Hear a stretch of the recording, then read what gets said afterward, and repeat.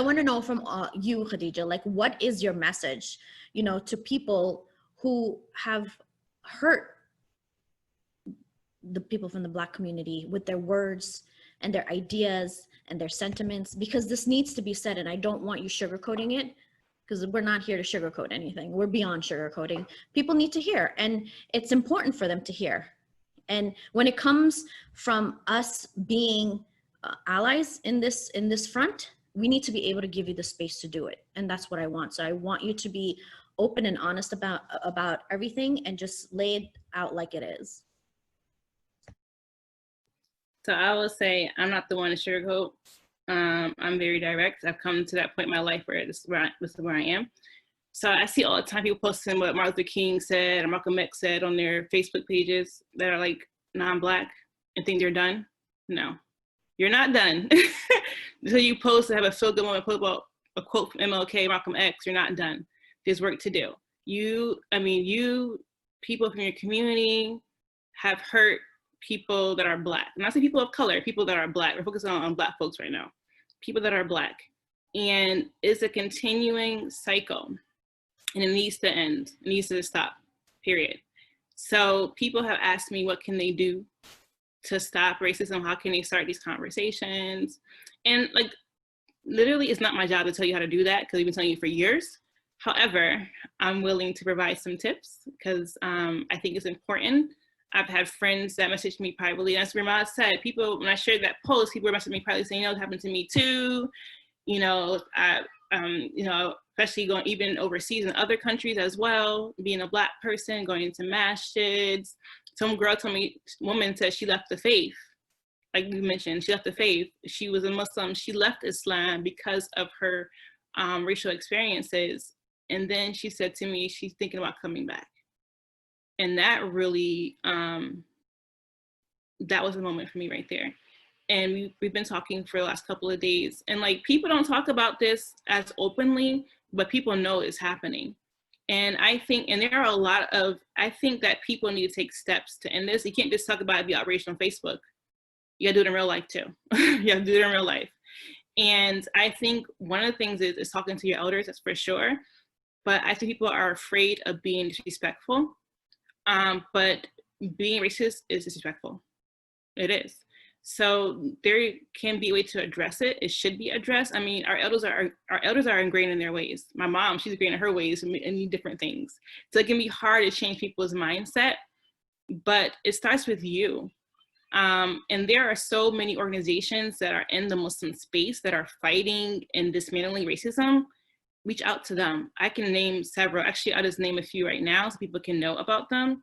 But, and even talking to a Black Muslim, reach out to Black Muslims, ask them, don't talk for us, listen to us. We know what we experience. You don't know.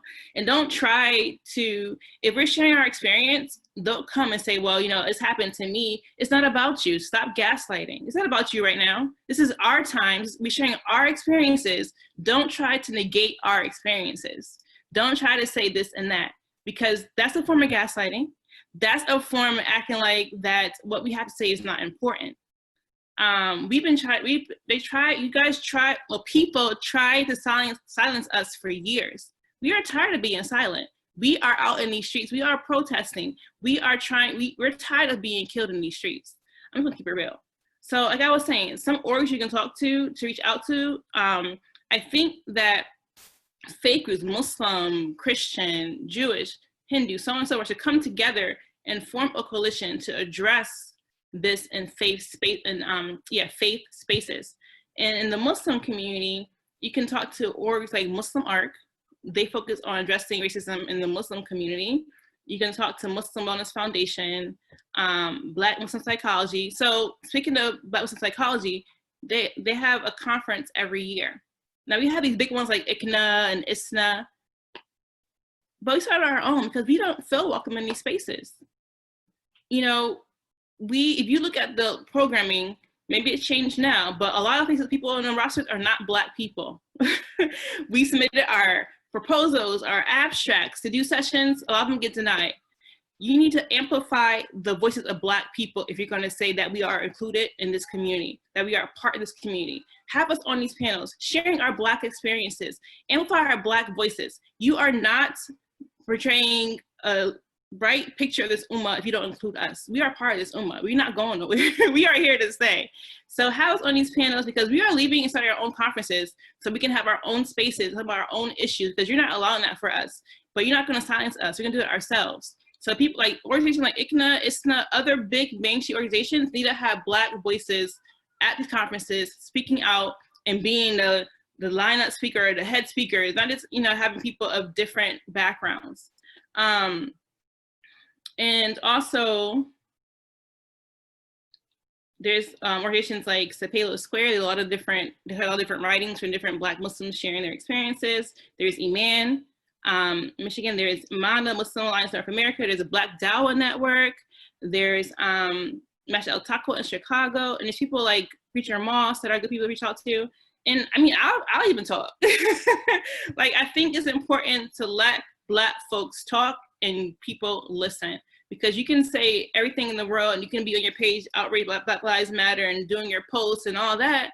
But how does that help us if you're not going to go and talk to people close to you that you see outright blatant racism happening and you remain quiet?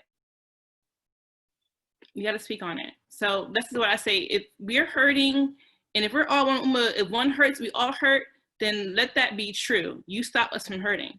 You go out there and you stop the racism. It's not my job to do it for you. You need to go do it yourself. So that's what I have to say about that.